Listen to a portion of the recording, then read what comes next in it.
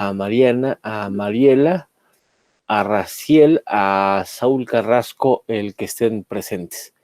Pues muchísimas gracias. Y bueno, pues yo me permito comenzar, puesto que, bueno, como saben, siempre nos gana siempre el tiempo. Y bueno, pues ahí entonces eh, pongo pantalla completa respecto a la portada de nuestro tema de hoy.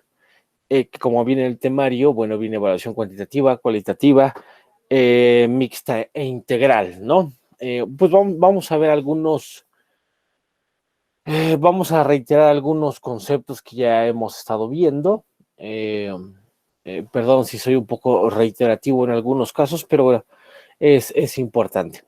Bueno, ahí tengo yo un epígrafe de Hegel, ¿no? De su fenomenología del espíritu. Y bueno, voy a leer textualmente porque me parece que es importante para lo que vamos a ver hoy día. Bueno, así como la expresión de la unidad del sujeto y el objeto, de lo finito y lo infinito, del ser y el pensamiento, etcétera, tienen el inconveniente de que objeto y sujeto, etcétera, significan lo que son fuera de su unidad. Y en la unidad no encierran ya, por tanto, el sentido que denota su expresión. Así también, exactamente lo mismo, lo falso no es ya en cuanto falso un momento de la verdad. Bueno, esto viene a colación, pues a propósito de que eh,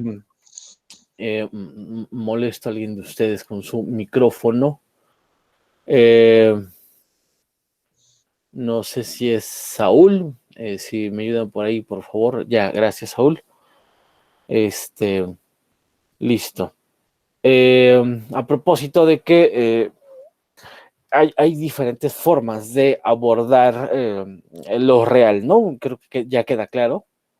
Creo que estamos a una altura suficiente como para determinar, decir, definir que la búsqueda de la verdad, la obtención de lo real, no tiene que ver con una simple forma de percibir cierta información, ¿no? Percibir cierta información a través de los sentidos, pues no te hace merecedor de lo real, ¿no? Lo real y lo verdadero tienen que ver con más allá de los datos numéricos, de lo cualitativo, pero también tiene que ver más allá con la sensación o con las percepciones emocionales de lo cuantitativo, ¿no? Entonces, no nos vamos a pelear ni con una ni con otra, porque ambas me parece que son métodos incompletos. El hecho de sumarlos tampoco te da la obtención de lo real. Tendríamos que ir un poquito más allá, tratar de explicar. Bueno, ¿qué implica la evaluación cualitativa? ¿No? Bueno, explicaré en esta presentación un poco más grosso modo lo que es lo cualitativo en la evaluación, ¿no?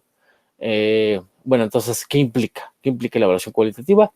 Bueno, la metodología cualitativa captura experiencias, perspectivas, puntos de vista, significados, ¿no? Por eso empezábamos con el epígrafe de Hegel, ¿no? Porque, bueno, me imagino que ustedes ya se habrán dado cuenta que alguna de las disciplinas que se apropió de la política pública, y digo se apropió en el estricto sentido, fue la economía, ¿no? La economía, como saben ustedes, es una disciplina que tiene su explicación desde la antigüedad, pero es más bien moderna. Su aparición concreta y su desarrollo es más bien moderno, ¿no? Evidentemente, la economía pues va a dar cuenta de la libertad, pero subjetiva, ¿no? Estamos hablando de Descartes para acá, ¿no? Concretamente, pues con el liberalismo inglés, ¿no? Con esto queremos decir, cuando hablamos de libertad subjetiva, hablamos de que los elementos cualitativos nutren de manera significativa la disciplina económica, puesto que empieza a utilizar el dato numérico como fuente primaria de información, ¿no? Cuando la política pública surge en 1951, una disciplina que quiebra un poco con la ciencia política de aquel momento, ni se diga con la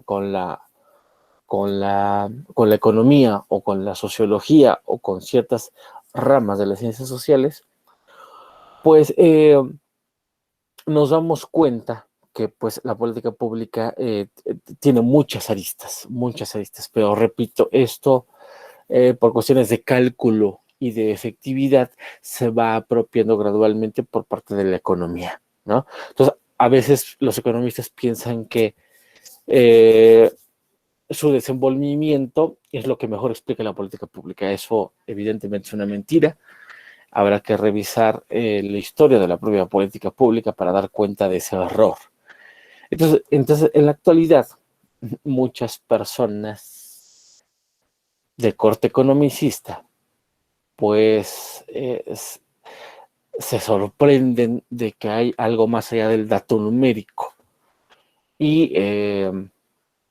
Y bueno, al parecer en este momento pues están muy, muy emocionados porque la evaluación cualitativa pues genera algo que no determinan de manera muy clara los números, como son las experiencias, las perspectivas, los puntos de vista, los significados, y parece sorprenderles, ¿no?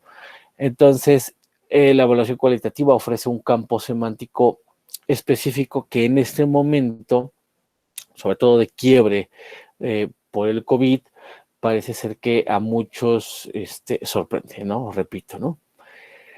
Estas implicaciones sobre la evaluación cualitativa, ¿no? Pues evidentemente, repito, dependen de individuos y de agrupaciones como parte de un contexto y tiempo determinado. Es decir, todas estas experiencias, perspectivas, puntos de vista, significados que no tienen que ver con el dato numérico, habrá que verlos, uno, de manera contextual y de manera temporal.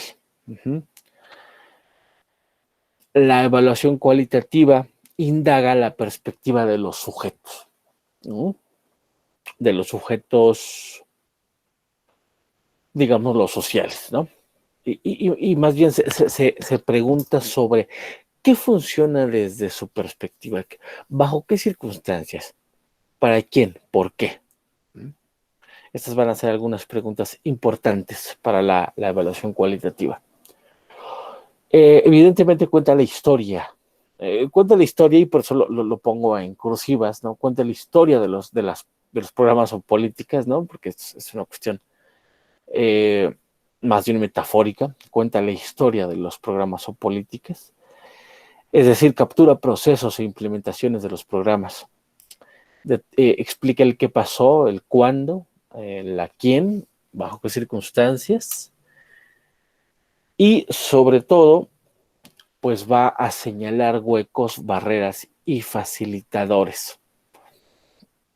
Es muy importante para capturar la historia de los implementadores y de los usuarios. Y esto que es lo importante, puesto que confronta, pone cara a las estadísticas y permite la comprensión de estas en los contextos.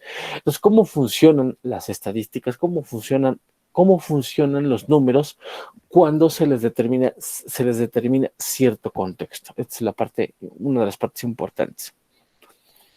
Por tanto, pues son clave para entender el éxito o la ausencia de los programas sociales, ¿no? Dicho con John Elster, pues abren la caja negra de los programas, ¿no? Bueno, también responden a la pregunta, por ejemplo, ¿no? ¿por qué no todos los niños con libros de texto tuvieron el mismo efecto? Y aquí podemos hacer valoraciones importantes, ¿no? O sea, aquí habría que preguntarse cuáles son los aportes de las ciencias sociales a la observación de la realidad actual. Entonces, cuando tú te preguntas, ¿por qué no todos los niños con libros de texto tienen los mismos efectos? Bueno, tenemos que ir a las variables que estábamos comentando.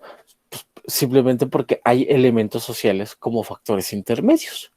Estos factores intermedios van a ser explicados por las evaluaciones cualitativas, ¿no?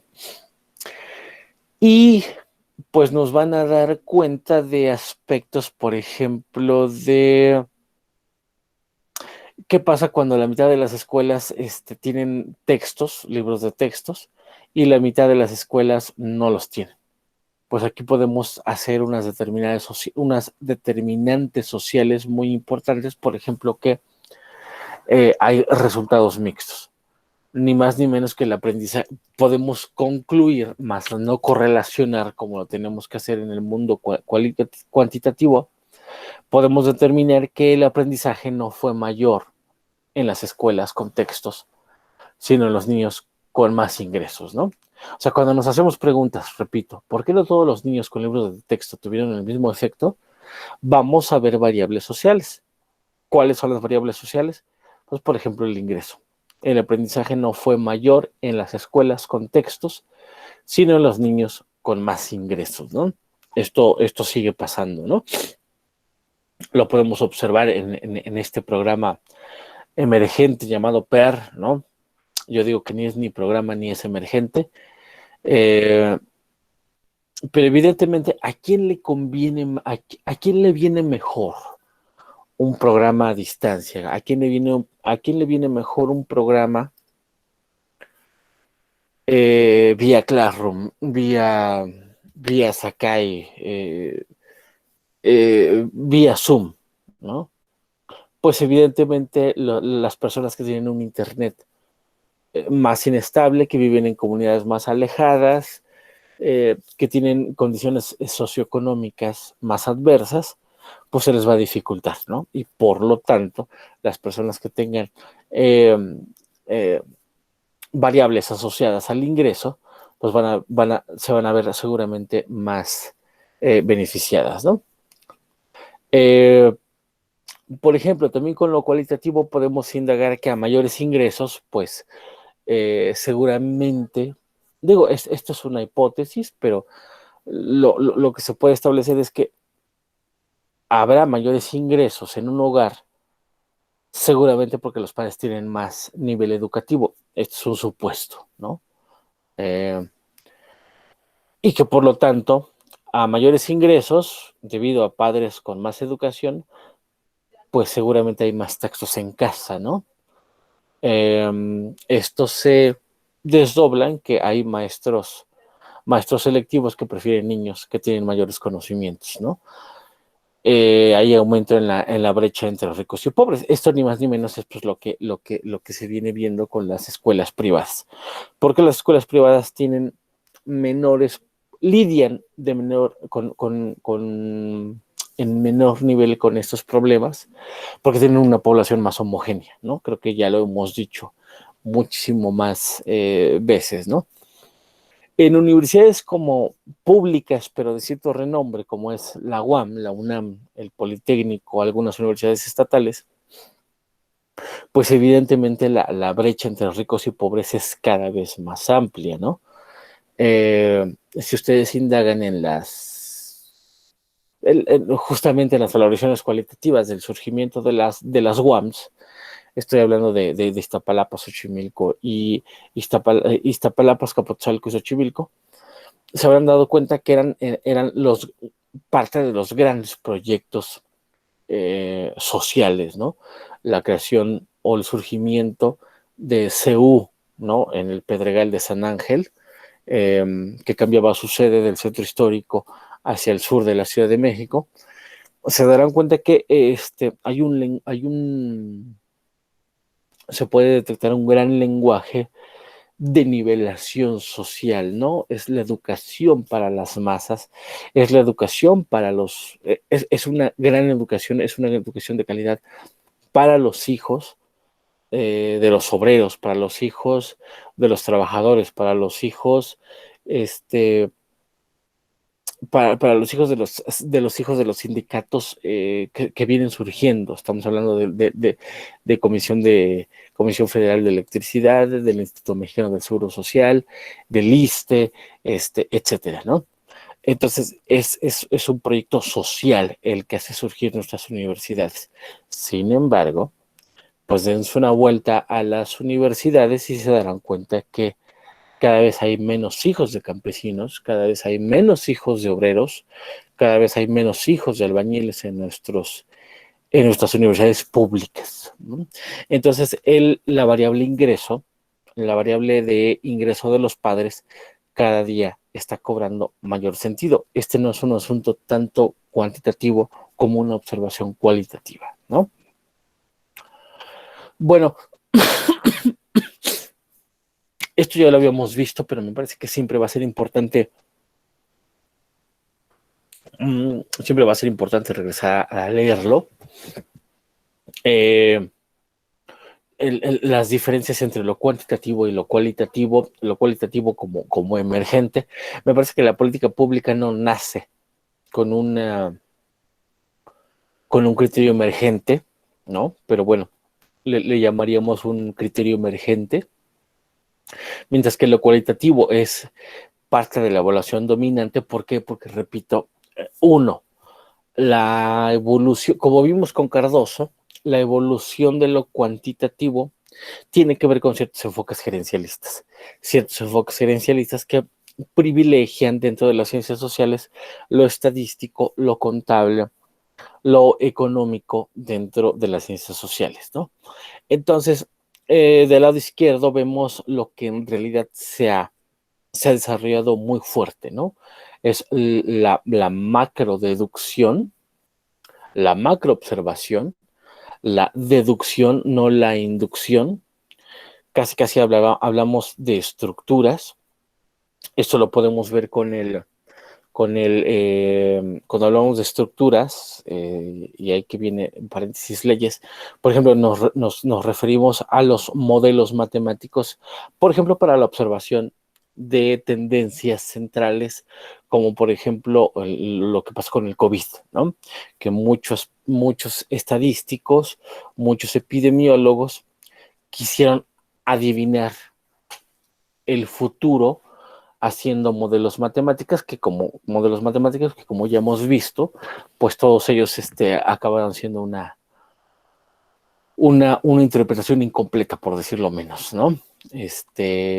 Porque evidentemente, si ustedes ven del lado derecho, no volteaba a ver nuestros enfoques cuantitativos, no volteaban a ver los procesos y sobre todo los hechos contingentes, sino que únicamente a través de modelos matemáticos, en cuanto a leyes, pues trataban de adivinar el futuro, ¿no?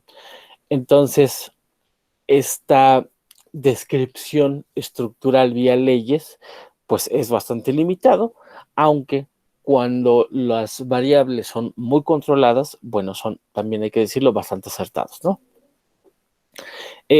Otra cosa que ya habíamos dicho y que sigue siendo muy importante es el punto 5 de ambas partes, puesto que en el enfoque cuantitativo el investigador va a estar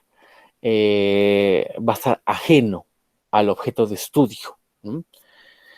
Eh, no quiero entrar en discusión, pero esto sigue discutiéndose, por ejemplo, con la validez de la sociología, de la antropología frente a la economía. La economía va a decir que la economía se va a autonombrar como el campo de conocimiento que es imparcial a la hora de hacer valoraciones sobre la ciencia social, ¿no?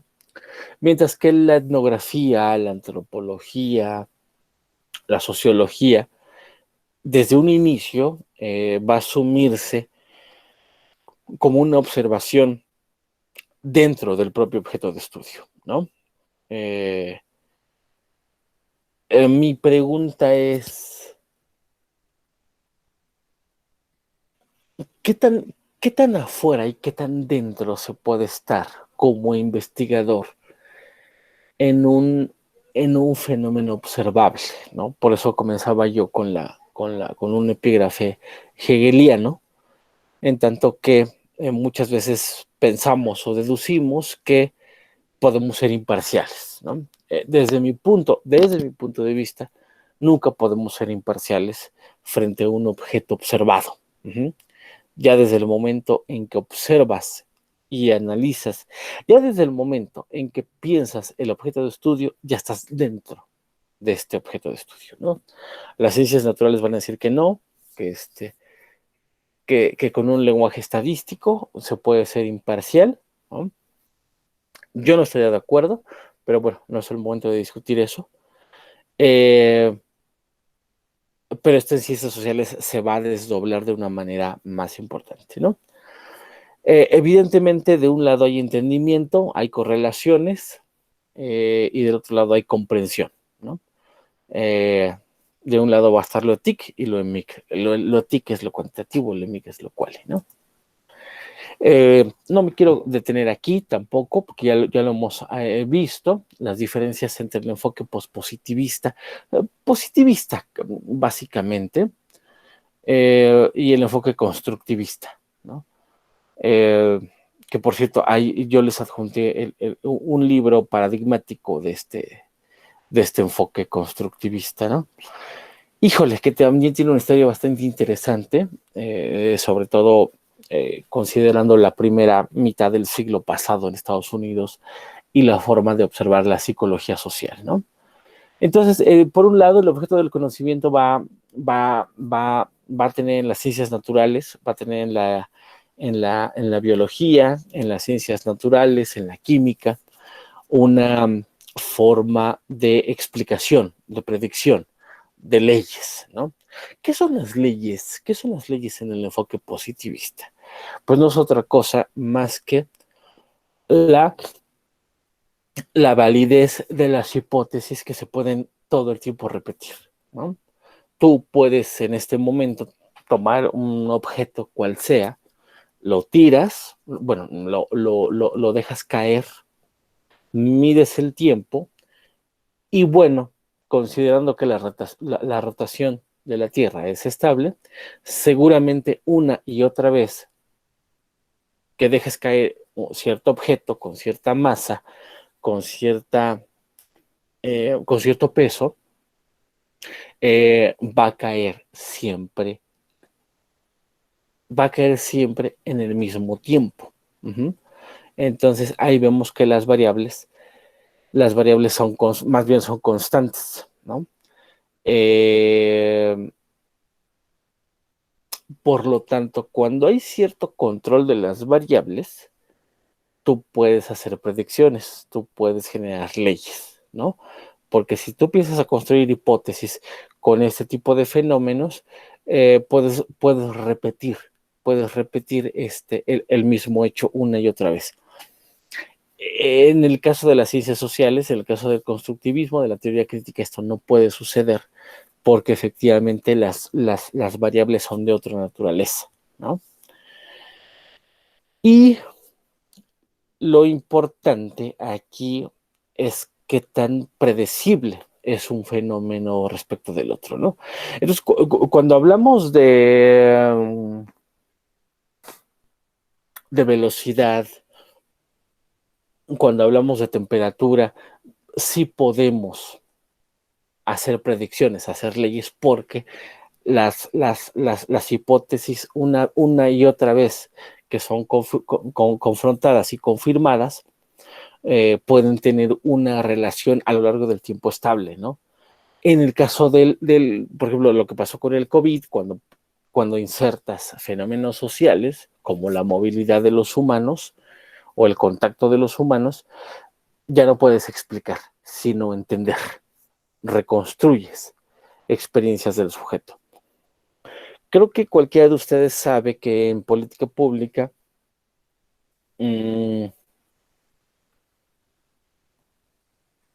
experiencia del sujeto es la que determina el problema público. Ajá. Por ejemplo, la lógica de los semáforos epidemiológicos, ¿no? Se supone que son imparciales y se supone que funcionan con base en un indicador que tiene que ver con un cociente entre número de población con número de cámaras, número de respiradores disponibles por hospital, ¿no? Sí, pero el hecho de que tú construyas ese problema social, ¿no? Ya te habla de consensos sociales, más de hipótesis de que se verifican. Entonces, la naturaleza del conocimiento de una y de otra van variando. El conocimiento acumulado, pues se da de manera distinta. En uno se explica y en el otro, en el positivismo, pues se dan en situaciones previas, generalizaciones que se basan en anteriores, ¿no? Eh, en ambas hay rigor, hay objetividad, ¿no? Eh, los valores, repito, el investigador en una está separado del sujeto, en otra es parte del sujeto, ¿no? El investigador en relación con el sujeto es parte del dato. Esto es muy importante, ¿no? Pues uno es muy cuantitativo, el otro es evidentemente cualitativo y emergente. Fíjense, yo no estoy muy seguro de todo esto, pero bueno, quieren ver cómo actúa esto en el plano de la evaluación. Yo diría que del lado derecho de constructivismo y teoría crítica, intenta o ha intentado ser Evalúa DF, Evalúa Ciudad de México. Esta dependencia que por cierto está a cargo de Araceli Damián. Araceli Damián es una profesora, una investigadora, una científica del Colegio de México que, que también que también es esposa de Julio Volvinic, un investigador que siempre ha criticado cómo se valora la pobreza desde el Coneval. Quieren ver cuál es el enfoque positivista de la evaluación. Váyanse a Evalúa, váyanse a Evalúa DF, perdón, a Coneval. Entonces, Coneval hasta hace un par de años era muy positivista, era muy cuantitativo. Por el otro lado, Evalúa Ciudad de México ha tratado, no digo que lo ha logrado, ha tratado de observar a la evaluación como un fenómeno más constructivista, más de teoría crítica, ¿no? Eso es totalmente claro, ¿eh? Y si me permiten, cualquier dependencia de evaluación de los estados, cada gobierno estatal, cada, cada gobierno estatal de nuestra federación tiene su área de evaluación. Me parece que salvo el de la Ciudad de México, todos los demás siguen siendo muy positivistas, ¿no? Es una valoración personal, ¿no? Bueno, ¿cuáles son los elementos constitutivos que dan cuenta de la evaluación cualitativa? Bueno, primero que nada, el espacio de indagación es la subjetividad. ¿Qué quiero decir con subjetividad? Subjetividad quiere decir ambiguo, que quiere decir volátil, quiere decir, ¿qué quiere decir lo subjetivo, no? Aquí por subjetividad lo que estoy tratando de decir es, otra vez, es lo individual respecto de un contexto en el tiempo. Entonces, si tú analizas cuál es la versión subjetiva de una madre de familia en un programa de apoyo a los migrantes, pues tendrás que verlo en su contexto migrante en un tiempo determinado, ¿no? ¿Cuál es el objeto de indagación? Ya habíamos dicho, experiencias, percepciones, significados socialmente sostenidos. Aquí la construcción social de la realidad es muy importante, ¿no? Porque cuando tú analizas variables químicas, por ejemplo, el peso atómico de un elemento de la tabla periódica, obviamente el criterio social por el cual se determina no importa. Uh-huh. Pero cuando analizas por qué la gente en tiempo de COVID sale a la calle, pues evidentemente tienes que indagar en los significados socialmente sostenidos, ¿no?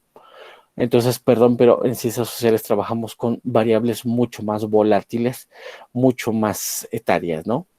Mucho más, eh, no etarias, más, más fugaces, más poco controlables, ¿no? El tipo del dato tiene que ver con lo mismo, con significados, con procesos, ¿no?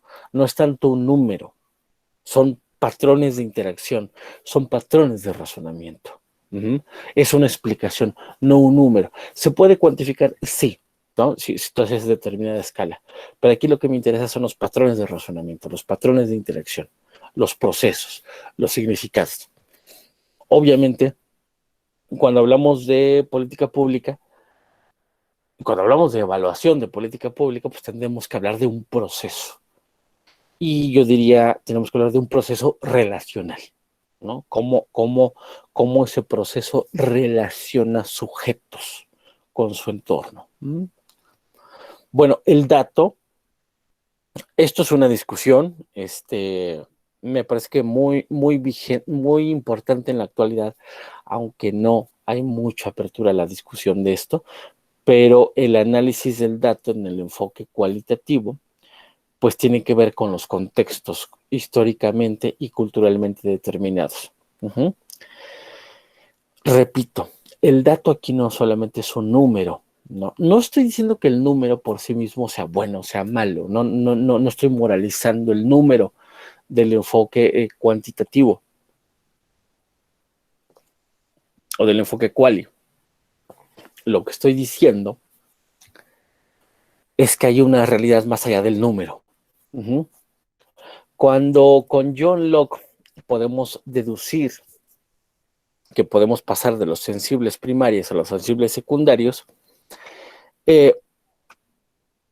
vemos cómo la construcción de la realidad se puede determinar con un dato, se puede atrapar con un dato, con un número, con una escala de temperatura, con una escala de peso, con una escala de distancia, ¿no? Tú puedes medir las cosas con yardas, con sistema decimal, con metros, qué sé yo. ¿Está mal? No, pero es una forma de observar la realidad, ¿no? O sea, también hay otra que tiene que ver con los contextos y sobre todo con los contextos históricamente y culturalmente determinados, ¿no? Aquí importa, a diferencia de las ciencias naturales, donde la voz de los involucrados pues no importa. Tú no puedes decirle al peso atómico del oro cuál es su opinión, ¿no? No, pero aquí, por ejemplo, a la madre que utiliza guarderías federales, sí importa lo que pueda decir una madre de familia que utiliza esas guarderías. La voz de los sujetos sí tiene validez, sí tiene un peso considerable, ¿no? Aquí los datos no generalizables, no son generalizables, pero sí transferibles a situaciones o poblaciones con características similares, ¿no? Bueno, ¿cómo sabemos que es un dato cualitativo? Y aquí, bueno, ya de por sí ya es un problema porque muchas veces creemos que el dato es un número. No, el dato es información. Puede ser cuantitativo y puede ser cualitativo. El hecho de que en el enfoque cualitativo, para hablar de evaluaciones, el dato no sea necesariamente numérico, pues no implica que no exista. Aquí el asunto es que el dato cualitativo no va a ser un número, sino que va a ser un significado, va a ser una experiencia, va a ser un proceso. Si es significado, lo vamos a observar en tanto metáfora, en tanto analogía, en tanto calificativo, ¿no? En tanto experiencia y proceso lo podemos ver como trayectoria, como carrera, como cursos de acción, ¿no? Hay algunos ejemplos que ya hemos visto, ¿no? Y bueno, del lado derecho lo vamos a ver o asociar a sus marcos teóricos, ¿no?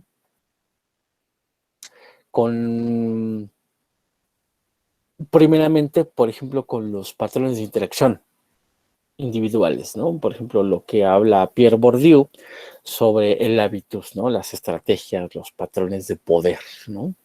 Estos patrones de poder son muy importantes, ¿no?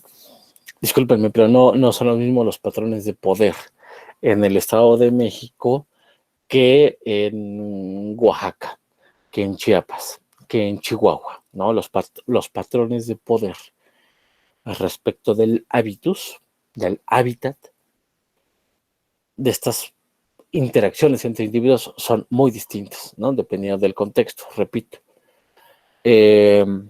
Hay patrones de razonamiento, hay presuposiciones, hay implicaciones, hay inferencias, hay formas de nombrar al mundo, ¿no? Esto, si nos metemos, por ejemplo, con sus parejas, es un mundo de subjetividad brutal, ¿no? Aquí no es por qué escoges al patán que tienes de pareja, sino más bien qué tienes tú que te hace propenso a ese tipo de parejas. Entonces, eso del lado de lo meramente cuantitativo como elección de pareja, tiene que ver con otro tipo de cosas, ¿no? Entonces, a lo mejor, ¿no? A lo mejor en el mundo natural podemos observar que el apareamiento se da por un sentido de apropiación territorial o de vil y vulgar sentido de reproducción, ¿no? Sin embargo, en cuestiones sociales, pues esto no es así. Tú no te vinculas con una pareja únicamente para hacer prevalecer la especie, ¿no? Sino que tiene que ver con patrones de poder, ¿no? Y muchas veces someter al otro es parte importante del juego, ¿no? Y bueno, pues como dice Hegel, no puede haber universal si no hay particular, ¿no? No puede haber una persona dominante sin alguien que le guste ser dominado, ¿no? No puede haber control, no puede haber deseo de control si no hay una contraparte que desee ser controlado, ¿no? Entonces, repito, no nada más es la situación lineal de por qué estás con esa persona agresiva, por qué estás con esa persona manipuladora. No es tanto ese vínculo que se puede cuantificar. El asunto es que tienes tú en tu subjetividad que te hace una persona propensa a ese tipo de características de tus parejas, ¿no? Y eso funciona para personas homosexuales, bisexuales, trans, eso no interesa, ¿no? ¿Por qué te relacionas con este tipo de personas, ¿no? Son patrones de razonamiento, patrones de interacción entre individuos. Esto evidentemente lo podemos registrar o podemos hacer del dato una imagen. Aquí una foto, aquí un video, aquí un registro visual importa muchísimo más que en el mundo del dato cuantitativo. Aquí un registro visual pues es siempre muy importante, ¿no? Bueno, vamos a hablar, y esto, bueno, va a ser el grueso de la presentación del día de hoy, que, híjole, ya llevamos la mitad del tiempo, ¿no? Pero ves que son temas muy amplios. Bueno, y si les ponemos ejemplos, y si les ponemos comparaciones, y si nos vamos a evaluaciones mixtas, nos tardamos muchísimo más, ¿no? Ay, perdón, no sé, alguien está con el micrófono abierto. Si van a hablar, Profe, sí, María. María, ¿qué tal? Buenos días, dime. Buenos días. Todo lo que nos está explicando se podría utilizar, digamos, entonces, por decir en esto de, es que no sé cómo decirlo, en esto de la pandemia Claro. respecto a cuestiones de salud, educación, alimentación, etc., etc., se podría utilizar cualquiera de estas evaluaciones. ¿Cuál? Y usted cuál recomendaría, en qué caso, y bueno, esa es mi duda. Bueno, gracias, María. Hay una tipología, hay todavía una tipología de evaluaciones cualitativas que veremos más adelante, pero sí, sí sacaría a la luz, o lo que trataría de destacar es que, por ejemplo, si queremos únicamente utilizar los datos cuantitativos para entender los comportamientos en la pandemia, me parece que nos vamos a quedar muy cortos, ¿no? Por ejemplo, vean ustedes, hay un chorro de lugares donde es que también, híjole, necesitamos creo que una clase de estadística elemental, porque bueno, hay una estadística inferencial y hay una que no es tan inferencial. Si tú quieres analizar el número de muertos diarios por COVID, pues la estadística te va a servir de manera muy importante, porque pues son los casos, ¿cómo llamarlos? Que no quiero utilizar, es que son los datos duros, ¿no? Es que cuando en un contexto como el mexicano generas cifras estadísticas, pues a mí me parece que los datos son bastante blandos, ¿no?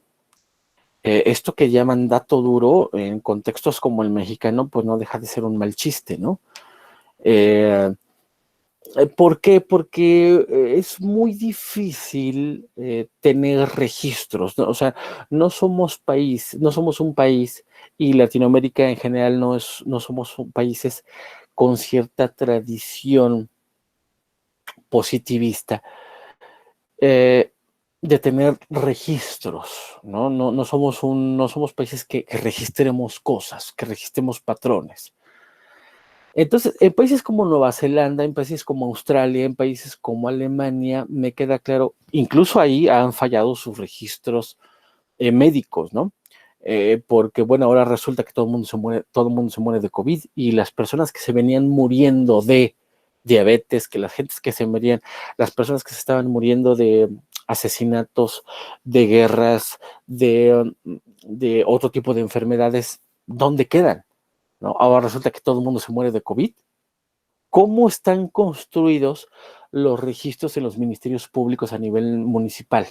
Son un caos, María, son un caos, ¿no? A todos, ¿no? Sí. Entonces, ¿cómo confiar en estas cifras? Es muy difícil.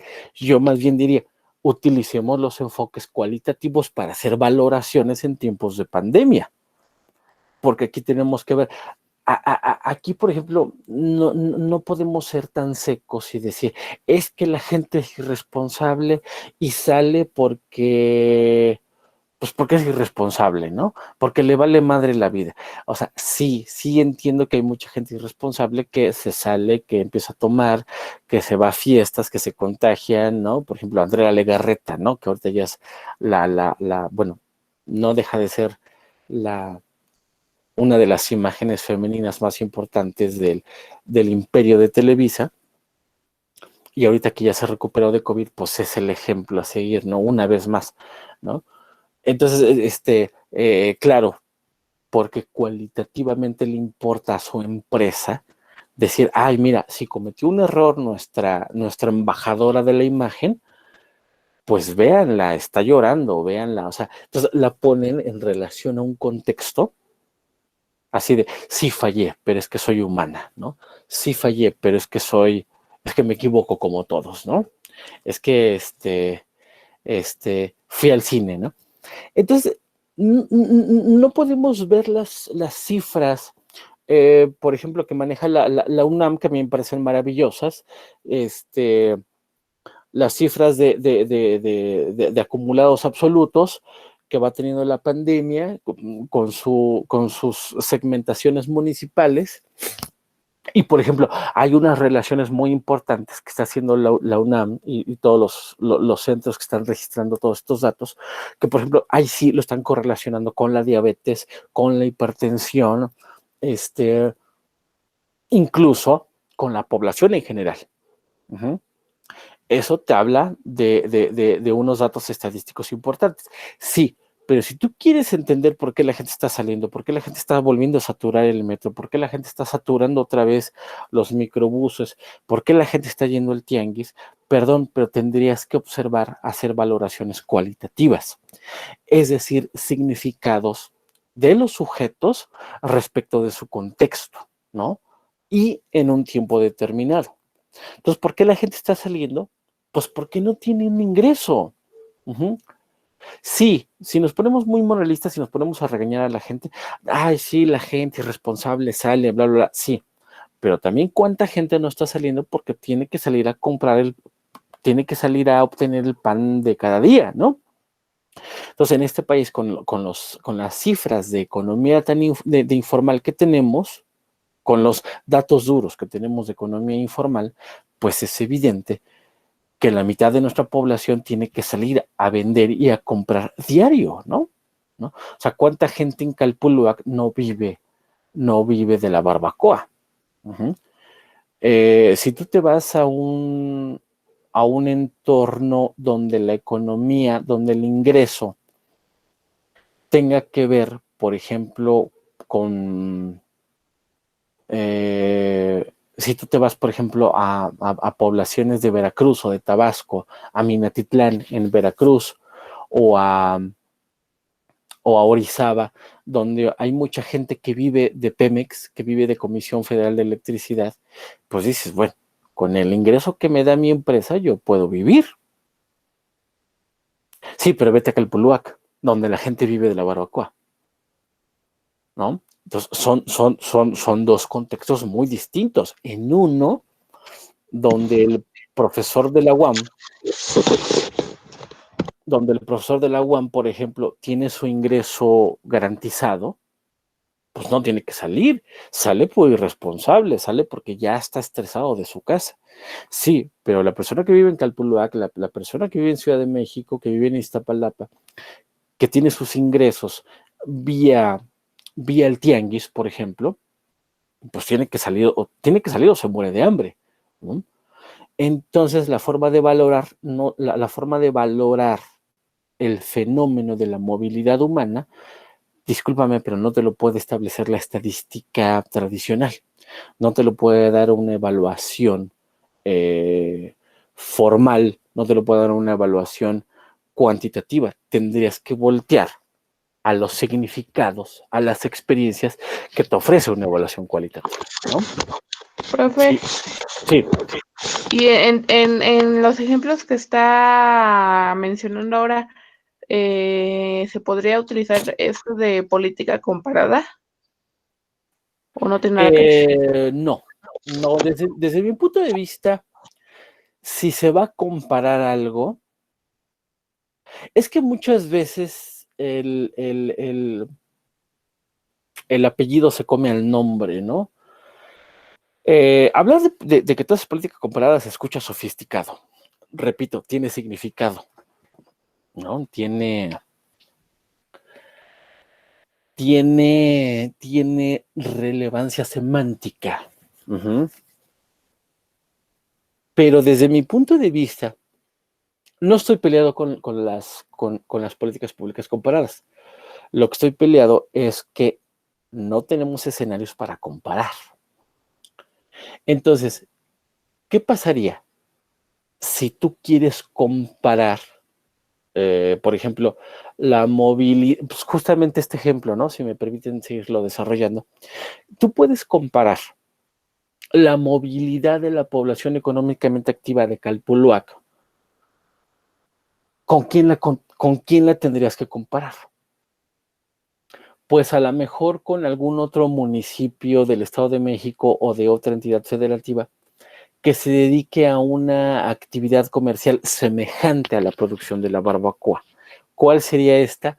Pues no sé, a lo mejor las personas que en Puebla se dedican a la maquila. Uh-huh.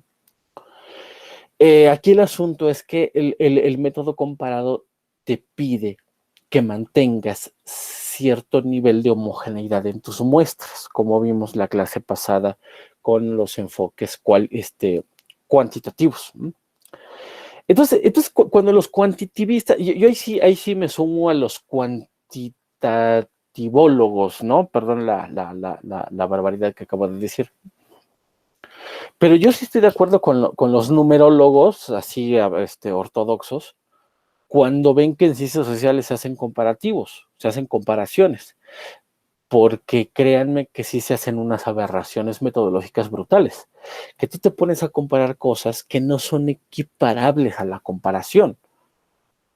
O sea, te pones a comparar la población económicamente activa de Calpulúac con los choferes de microbús de Iztapalapa, cuando en términos de densidad poblacional, en términos de tipología de actividad académica, de actividad económica, rangos de edad, poblaciones son muy distintos, ¿no? Entonces, Mari, si tú quieres hacer un comparativo de índole cualitativo, lo único que tienes que procurar es que tus variables a observar sean semejantes. Y aquí me parece que nos metemos en un problema. Entonces, por eso los estudios de caso son tan recurrentes en ciencias sociales. Y si tú le preguntas a un ingeniero, si tú le preguntas a un biólogo, le va a caer gordo el estudio de caso. Y me parece que tienes razón. Me parece que ante la imposibilidad de hacer comparativos cualitativos, lo único que nos queda es hacer un estudio de caso. El problema con los estudios de caso es que únicamente tienen validez para ese caso. Entonces, metodológicamente, ahí sí me parece que estamos, por ejemplo, cuando se hizo hace 10, 20 años, se hizo muy popular la agenda desde lo local y cuéntanos tu experiencia local sobre municipios innovadores y bla, bla, bla. Resulta que todo era una expo individual. Entonces había un chorro de casos muy significativos, muy padres, ¿no? Experiencias de gestión municipal en Juchitán, experiencias significativas en la policía comunitaria en Chihuahua, qué sé yo, pero que no se podían replicar en otra parte del país porque tenían características muy locales, muy, muy, muy, muy personales. Eran estudios de caso que solamente aplicaban para estudios de caso, para ese estudio de caso. Ahora, ¿podemos comparar? Sí, pero me parece que hay muy poco rigor metodológico en comparaciones. Entonces, perdón que sea tan insistente y tan ortodoxo, si quieres hacer comparaciones, tus muestras a comparar, obviamente tienen que ser diferentes, una es de Chiapas, otra es de Oaxaca, pero tienen que ser muy homogéneas en cuanto a sus variables. Entonces, me parece que si no nos enseñan a saber distinguir y construir estas variables, pues difícilmente vamos a poder hacer comparaciones. Por eso también los estudios de caso, repito, se vuelven en términos de frecuencia estadística la regla casi en el mundo de lo social. ¿Vale? ¿Sí, Mari? Sí, profe. Bueno, lo que pasa es que de hecho habíamos estado buscando alguna bibliografía acerca de política comparada y únicamente lo que encontramos es se la pasan hablando de un montonal de cosas, pero Exacto. no dicen el método, o sea, no dicen cómo hacer la comparación, y sale todo el rollo de que en el siglo no sé qué, que en el siglo no sé a qué horas, y que Sí, tal fulanito dijo no sé sí, qué, pero no sí, dicen cómo hacer la comparación. exacto. Exacto. Y mira, yo les doy un mal tip para leer artículos científicos. Lean la introducción y lean las conclusiones. Si en la introducción no se establece un problema de investigación, una hipótesis y una conclusión previa y una síntesis, una sistematización de la conclusión, no te sirve tu artículo. Si en la conclusión tú no respondes a la pregunta de investigación y tú no respondes a la hipótesis, discúlpame, pero eso no es artículo científico. Pero vamos a suponer que lo contestas. Pero a mí me parece que en términos estadísticos se está generando cierta densidad y cierta saturación. En conclusión, vayan a la UNAM, chequen las tesis doctorales de la UAM, ¿no? Que ya están en línea, y todas concluyen lo mismo. Todas concluyen lo mismo. Es en serio, ¿eh? Hay una pobreza de la redacción de hipótesis muy fuerte en nuestra ciencia mexicana, ¿no? Sobre todo en ciencias sociales, me refiero a ciencias sociales, ¿no? Porque, a ver, ¿funcionó o no este programa? ¿Mm? ¿Cuál es la conclusión? La conclusión es de que no hay datos suficientes y que bueno, vamos a seguir explorando, pero pues, mi conclusión es que no hay conclusión. Mi conclusión es que no hay información. Mi conclusión es que no hay mi conclusión es que no hay suficientes datos. Dices, oye, ¿por qué demonios estás analizando algo que no tiene suficientes datos? Y hay una institución y hay un comité doctoral que se presta para doctorar a una persona cuya investigación no tiene datos. ¿Me pueden ustedes explicar? Todas concluyen en lo mismo. No hay datos. Los datos que se están comparando y que se están validando son importantes, dan hallazgos importantes, pero no significativamente relevantes. Y la conclusión no puede ser conclusión porque no se puede contrastar la hipótesis como tal, ¿no? Entonces, a ver, qué bueno que lo mencionas, Mari, porque bueno, yo sí te voy a decir, discúlpame, pero yo sí me atrevo a hacer una valoración en este caso de por qué estoy abriendo otra presentación.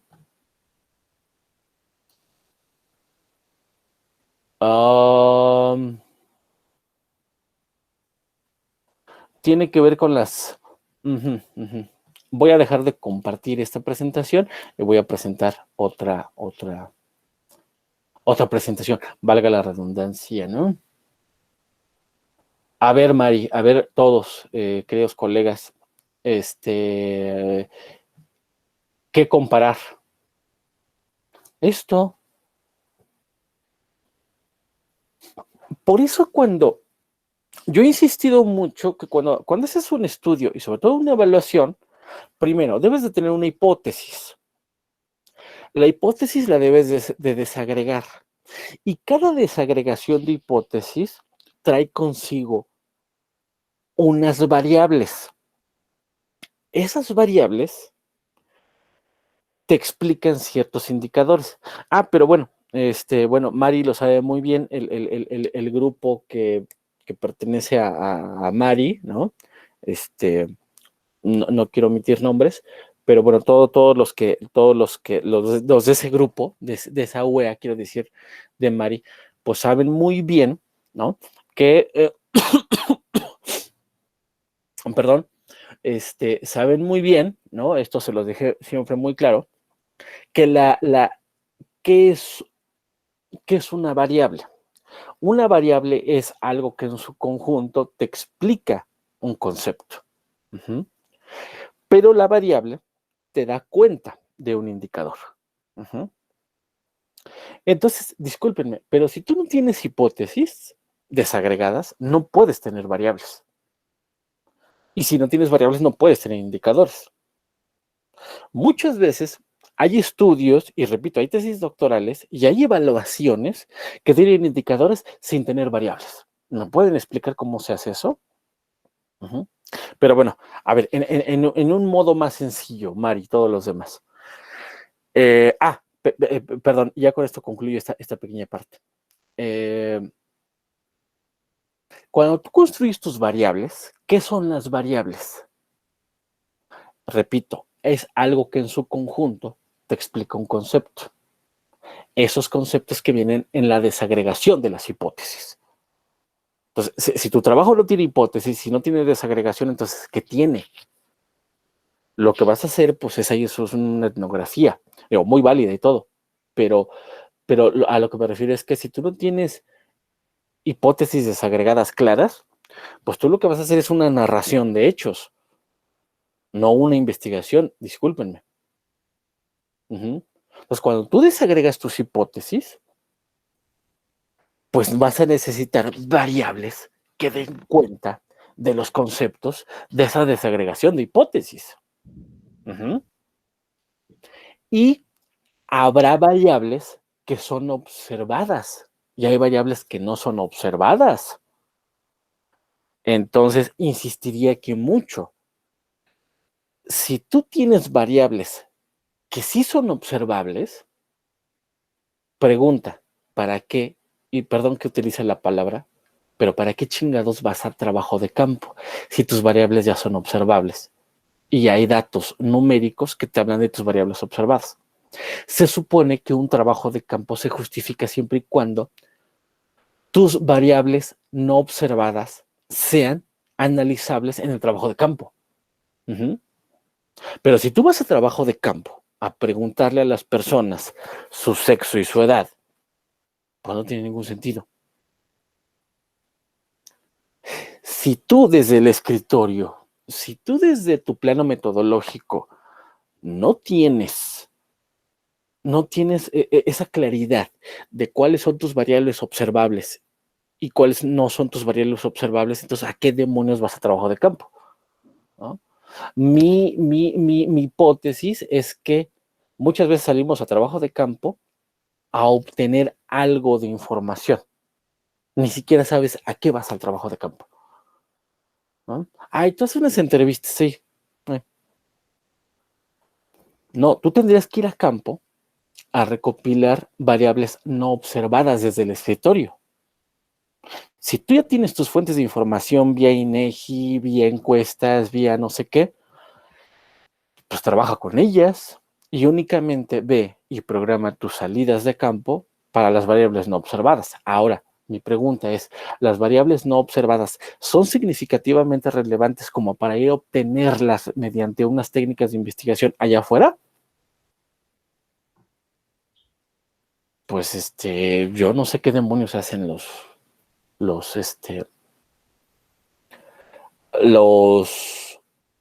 las materias de metodología, ¿no? A mí me toca que luego llegan a 12avo y no saben qué es una pregunta de investigación. Llegan a 12avo y no saben qué es un marco teórico. Y dices, bueno, ¿qué hicieron en sus 20,000 cursos de metodología, no? Bueno, pues sí lo sé, ¿no? Pero pues por eso llegan así. Entonces, Mari, todos, ¿cómo hacer la comparación? Bueno, tú tienes que tener ciertas características del individuo y ciertas características de la comunidad que pretendas comparar. Por ejemplo, tú quieres comparar el programa Prospera en México con el programa Hambre Cero de Brasil. Se puede, ¿sí? Siempre y cuando tú aleatoriamente, es que repito, si no es aleatorio bajo un método experimental, tendría que ser un estudio de caso. Pero vamos a suponer que tienes datos estadísticos y acá eres picudo, puedes obtener información. Bueno, tú te puedes ir a Oaxaca, a un municipio, o tener las cifras del INEGI sobre la población de Oaxaca, que te hablen de las características de un individuo en tanto hogar, edad, educación, nivel socioeconómico, aversión al riesgo, características biológicas genéticas, o sea, si tienen propensión a la diabetes, si tienen diabetes, qué sé yo, con características de la comunidad, dependiendo de tu objeto de estudio. Por ejemplo, ¿es rural o no es rural tu entorno a valorar? Hay establecimientos de salud cercanos en un rango, en un radio de no más de 2 kilómetros. Se puede contar con un índice de saneamiento. O sea, por ejemplo, los hogares tienen piso firme, tienen agua potable, las calles son pavimentadas, las calles son de tierra, las calles son empedradas. Si tú tienes esos datos en una población del mismo tamaño que tu localidad en Oaxaca, en Brasil, puedes hacer la comparación. Entonces, yo te diría, Mari, los demás, sí se puede hacer comparación, y esto es lo que hay que comparar. Características individuales y características comunitarias, ¿no? Algunas de estas van a ser observadas y algunas no observables, ¿no? Por ejemplo, aquí en este ejemplito que yo tengo del uso de métodos anticonceptivos, ¿no? De métodos de planificación familiar. Aquí yo lo que estoy haciendo es una ecuación en la cual yo lo que quiero es saber cuál es la verdadera influencia del programa en una comunidad y en unos individuos cuando hablamos de uso de métodos de planificación familiar. Si te fijas, y esto Mariela, me imagino, yo creo que ella sí lo va a entender muy bien, hago mi ecuación, hago mi ecuación donde yo primero establezco alfa cero. ¿Qué es alfa cero? Es mi primera hipótesis. Alfa cero más alfa 1 de edad. Esto va a tener un número, edad, más alfa 2, que es educación, más alfa 3, que es nivel socioeconómico, más alfa 4. Ah, caray, ¿por qué no nos aversión al riesgo? ¿Por qué? ¿Por qué, señores? Porque aquí no me seguí con aversión al riesgo o características biológico-genéticos. ¿Chicos? Porque no es observable. Exacto. ¿Quién contestó? Mariela, seguramente. Nayeli. Nayeli, claro, exactamente, perdón. Perdón, es que no estoy viendo sus nombres porque tengo la pantalla completa, ¿eh? No es por otra cosa. Claro, porque es una variable no observable. Yo puedo hacer mi ecuación,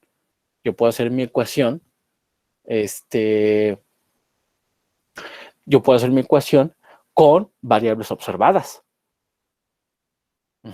Entonces, yo hago mi comparación a través de una ecuación con edad, educación, nivel socioeconómico y ruralidad. Y aquí ya agrego lo demás, que en otro momento voy a tener que quitar de la ecuación, ¿cierto?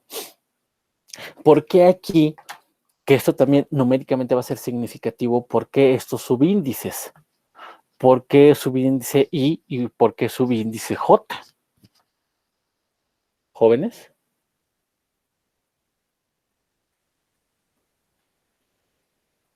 ¿Por qué edad tiene subíndice IJ y, por ejemplo, rural tiene J? Porque quizá en la edad tiene contemplada esa población, No, porque es porque como una mezcla. no, porque estas características individuales las voy a determinar en mi ecuación como subíndice I. I es de individual. Subíndice J es de comunidad. Hay características, por ejemplo, educación, que desde mi punto de vista tienen significatividad, tienen significancia estadística cuando se habla en lo individual y en lo colectivo. Entonces yo en mi ecuación estoy analizando la educación, el nivel socioeconómico desde un punto de vista individual y colectivo, pero observado. Entonces por eso cambian los subíndices. Entonces, repito, queremos hacer comparaciones, hagámoslas de veras, ¿eh? Porque si no, acabamos haciendo etnografía de estudios de caso, sí o no. Lo que no comparemos el programa X en Ciudad de México con el programa Y del Estado de México.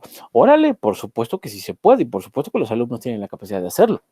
Sí, el asunto es que los profesores no se van a poner a hacer esto. Disculpen, pero no. No, porque tendrías entonces que tener mucha claridad de los factores y de las variables que se están comparando. ¿Y cómo vas a tener variables si tus hipótesis no están desagregadas? Sí. Entonces, que no nos cuenten. ¿Vale? Entonces, pues me regreso a la a ver cuando veamos, híjole, es que pues, se supone que hace 8 días ya vimos metodologías experimentales, pero es que hay un chorro de cosas que no nos ha dado tiempo de ver, ¿no? Pero bueno, pues es importante. ¿Hasta aquí alguna duda, pregunta, reflexión?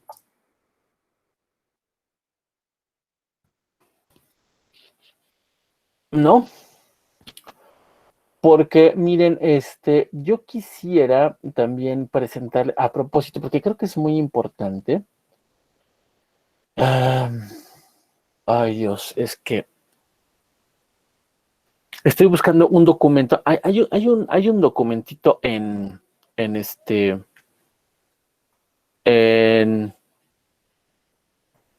hay un documentito en Reforma, se publicó en Reforma hace unos añitos, ¿no?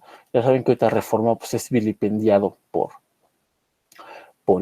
el preciso, porque pues, no le gusta que lo cuestionen. Pero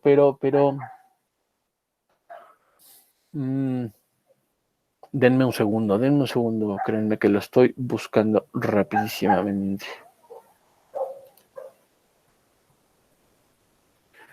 Es no, no es. Híjole, qué lástima. Perdón, lo tendré preparado para la otra clase.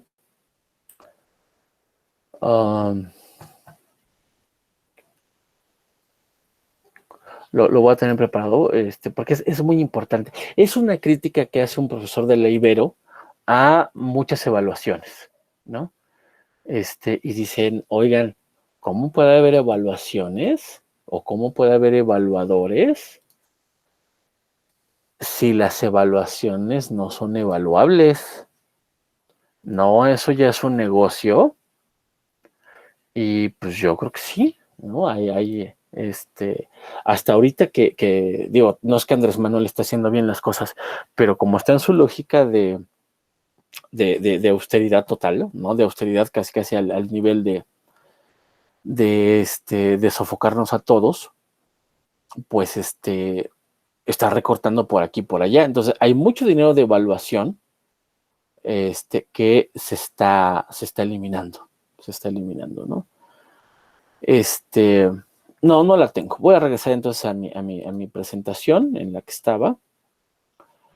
Y continúo, ¿no? Pero para la siguiente clase les prometo tener esta reflexión que me parece muy importante, ¿no?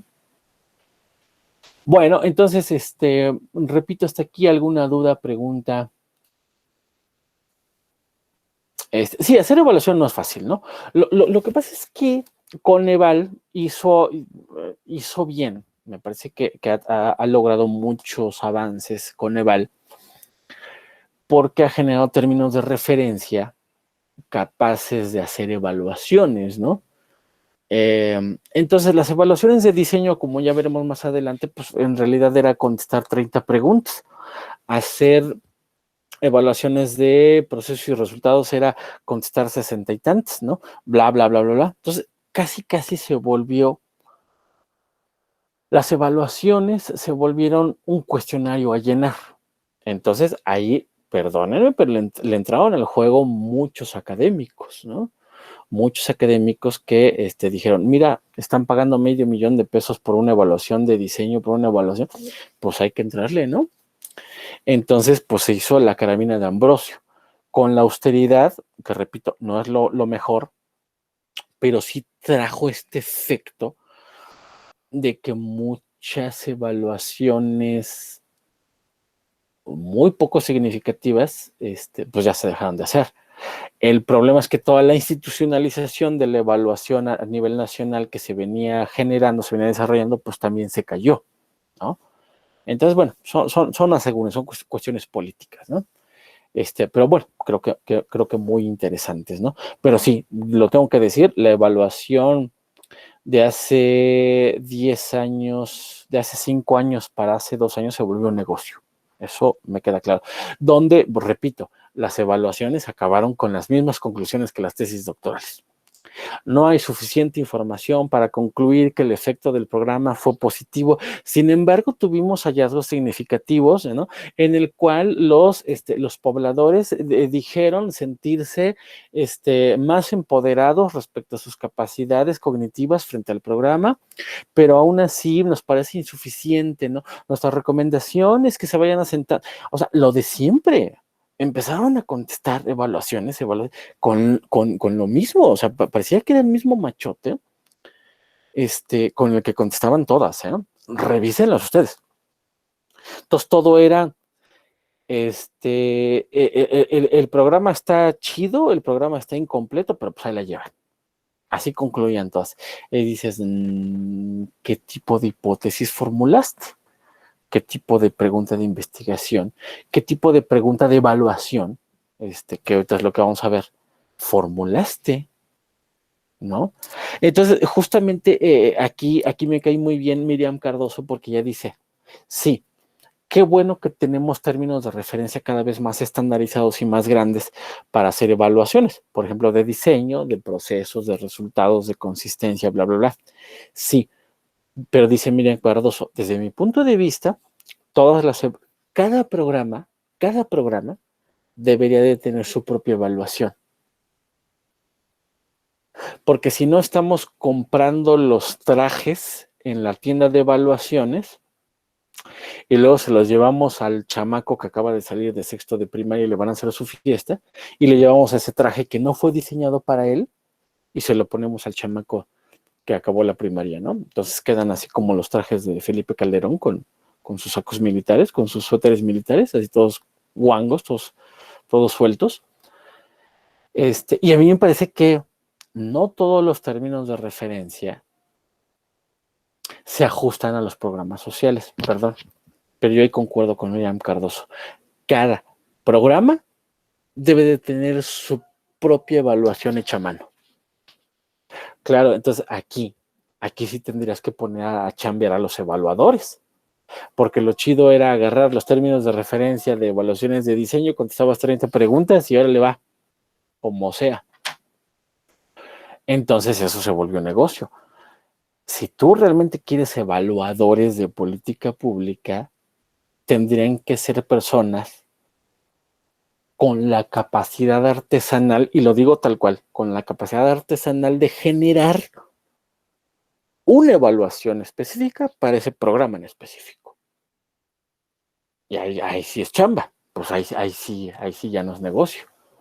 Pues sí, por eso muchos académicos dejaron de hacer evaluaciones a modo desde hace 1 o 2 años, ¿no? Y ahorita ya se fueron a hacer negocio en otro lado, ¿no? Bueno, ya no diré más. Según yo me sumo a los que piensan que hay por lo menos 6 pasos, o es recomendable 6 pasos para una evaluación cualitativa. Ahí los pueden ver. 1, dar un panorama general, identificar el tema de la pregunta, de las preguntas, los actores claves, el tipo de evaluación. Le tenemos ya nada más 5 minutos, no puede ser. Bendito sea Dios. Bueno, ¿les puedo robar 10 minutos más? Sí, profesor, sin problemas de mi parte. Sí. Gracias. ¿Me pueden ir diciendo sus nombres? Es que tengo la pantalla completa y no sé quién me está hablando. Los agradezco mucho. Jesús Diego. Gracias, Jesús Diego, ¿no? Por ahí escuché también otras voces. Nayeli. Gracias, Nayeli, ¿no? Muy amable.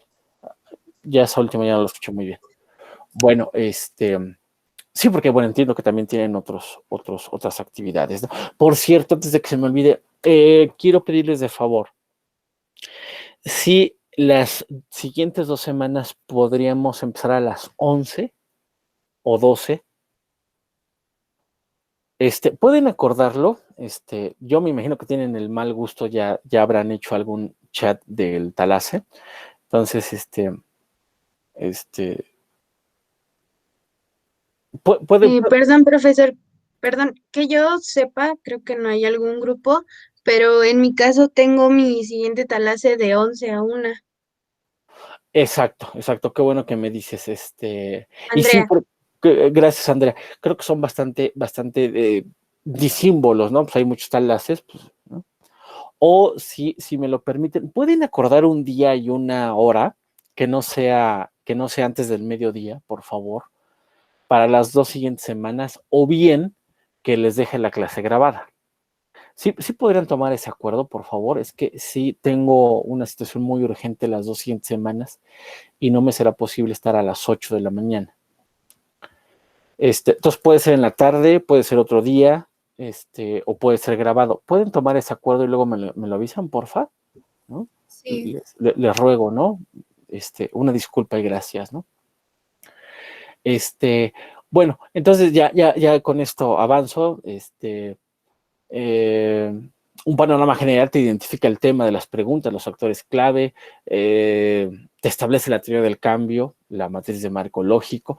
Es que, ¿por qué se hizo hegemónica la matriz de marco lógico? La matriz de marco lógico tampoco es, los que tuvieron sexto conmigo, pues ya les habré dicho que a mí me gustó mucho la matriz de marco lógico, pero tampoco es la gran panacea, tiene muchos cabos sueltos, ¿no? Lo que pasa es que la matriz de marco lógico es el instrumento más viable de la teoría del cambio. Uh-huh, uh-huh.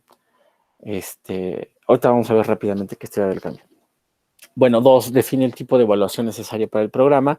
3, define el acercamiento teórico cualitativo. 4, define las preguntas y conéctalas con el diseño de la evaluación. Puede ser sumativa, formativa, de investigación, acción, etcétera, ¿no? Ya saben que en la UAM todo es investigación, acción, ¿no?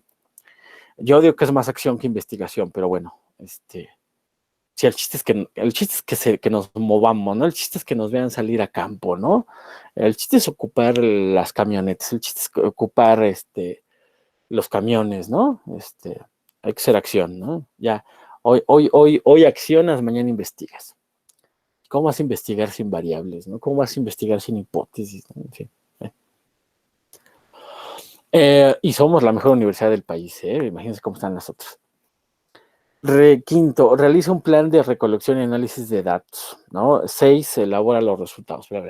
Voy a tocar así rapidísimo esto, ¿no? Bueno, mi recomendación es que se respondan a diferentes preguntas. ¿Cuál es el momento, la situación del programa? ¿Cuál es la necesidad de evaluación?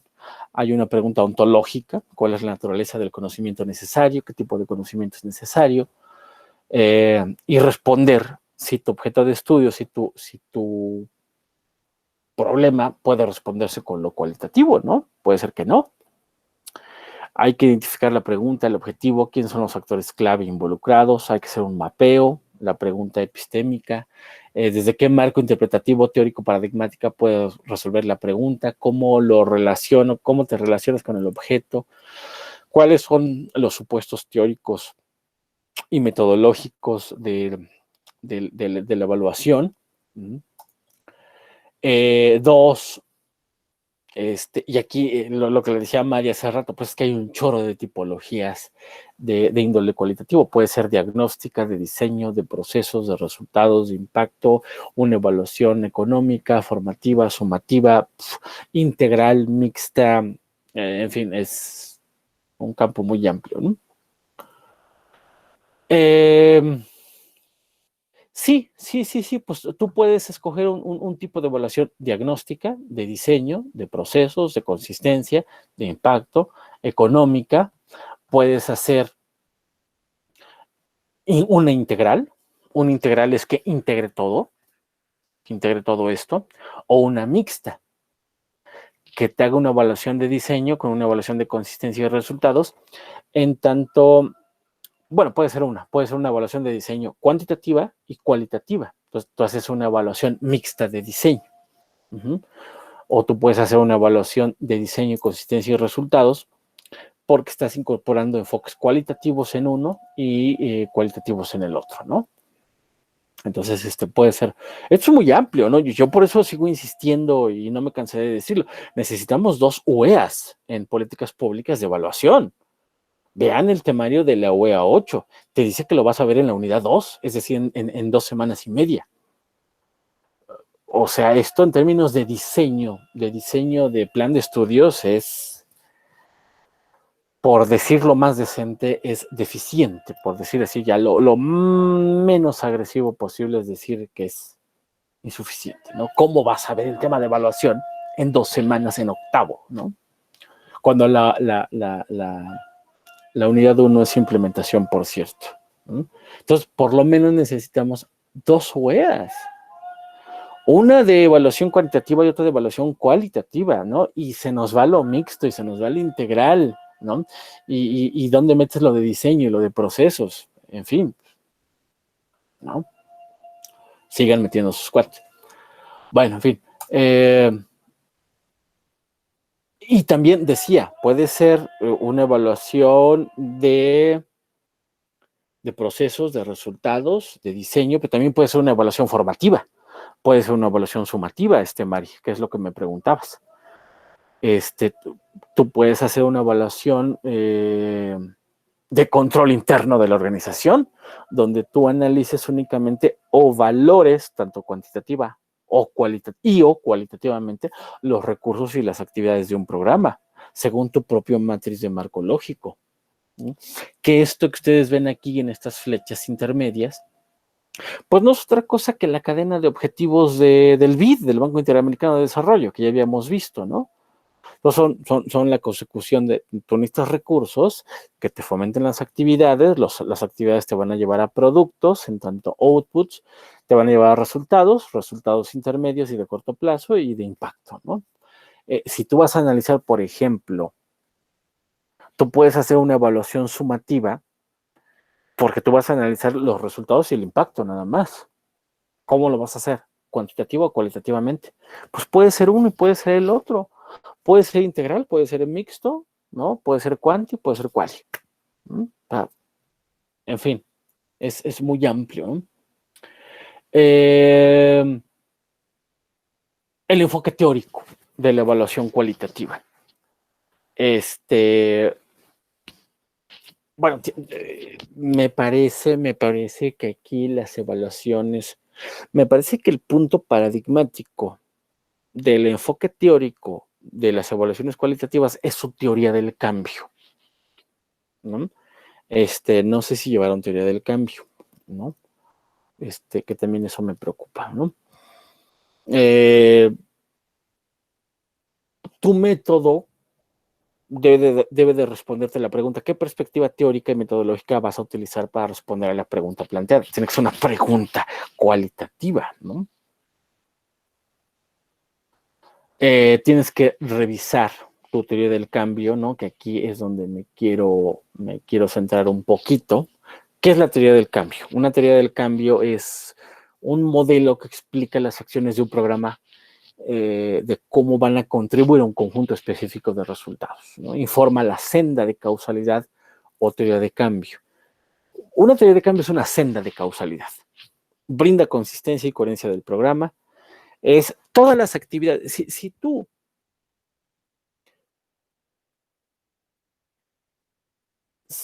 en tu programa social quieres ir de A a D, entonces tu teoría del cambio es lo que está entre A y C. Sería el cómo vas a lograr el llegar al D. bueno, esto creo que ya lo habíamos visto con ustedes. La teoría del cambio, pues también forma parte del operativo, de lo eventual, ¿no? O sea, lo que se puede cambiar. No nos vamos a meter en cuestiones ni epistemológicas ni ontológicas, ¿no? Aquí, repito, aquí necesitamos política económica, aquí necesitamos política social, o bien cambiar de modelo económico, ¿no? O bien cambiar de paradigma filosófico, ¿no? Entonces, yo estaría ubicado en la parte superior, en lo operativo, en lo eventual, en cómo se hacen las cosas, en lo idóneo, pues. Pero más que nada, yo pongo seis niveles para llegar a una teoría del cambio. Uh-huh. Si tú respondes a estas preguntas, si tu programa responde a estas preguntas, si el diseño, si tus reglas de operación de tu programa responden a estas seis preguntas, me parece que tendrían una teoría del cambio. Repito, ¿qué es la teoría del cambio?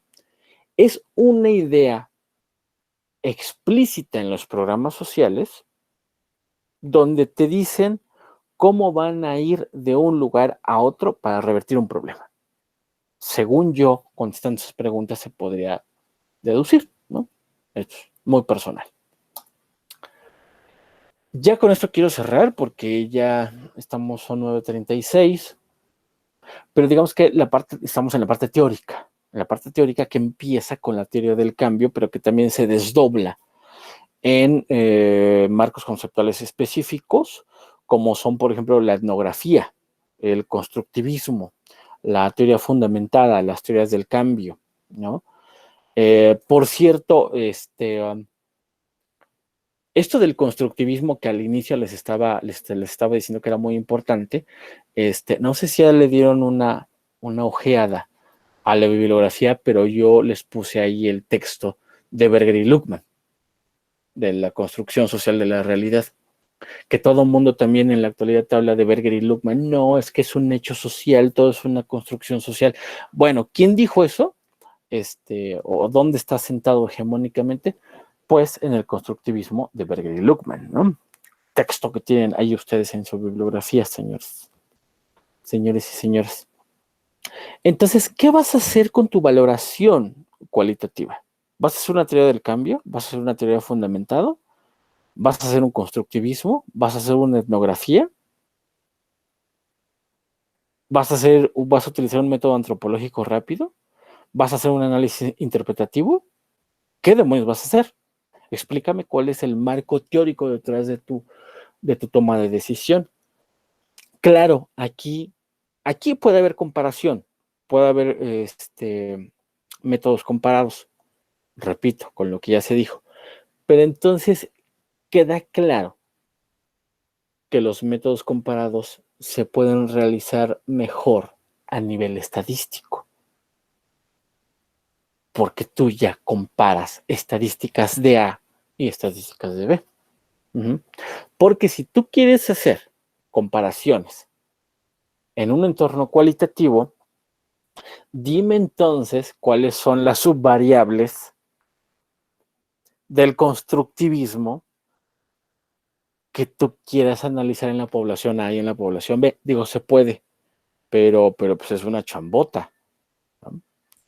Porque, por ejemplo, piensen ustedes, ¿cuáles son las variables que podrían ustedes deducir de consensos sociales?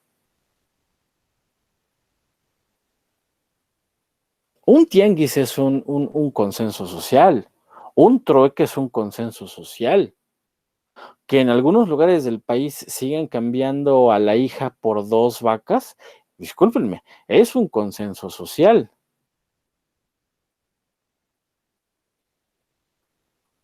Esos consensos sociales tienen variables. Mi pregunta es, ¿cómo esas variables pueden ser equiparables a otro entorno? De que se puede comparar, se puede comparar. El problema es cómo generas un marco comparativo válido. Y si no es válido, discúlpame, es estudio de caso. No, entonces no sé si han visto que hay chorrocienta literatura de ciencias sociales y ni se diga de política pública. Que todo es análisis de los árboles de Navidad del patio de las casas Infonavit en Iztapalapa, Ciudad de México. Un estudio de caso de la unidad habitacional Hacienda de las Flores. ¿Ah? Entonces, eso lo van a encontrar en todititos lados. Como es muy difícil comparar, entonces te vas al caso único, que es una forma estadística de generar saturación. Pero bueno, ya no lo vamos a poder ver. Pero ¿se puede hacer comparación? Sí. Mi pregunta es, a ver, manito, hazte comparación de teoría fundamentada. A ver, yo quiero ver que los expertos en política pública hagan análisis comparativo tomando en consideración un marco teórico de teoría fundamentada. A ver.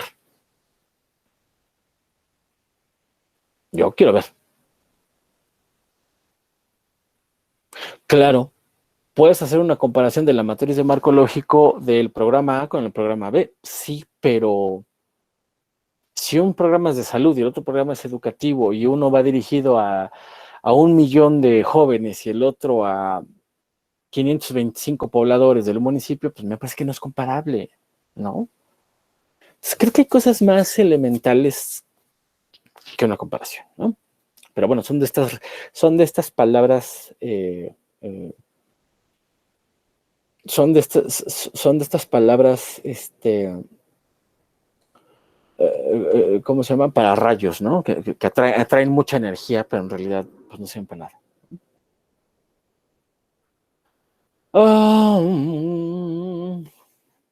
Pues yo creo que lo voy a dejar aquí porque sí, en realidad todavía me falta muchísimo, muchísimo.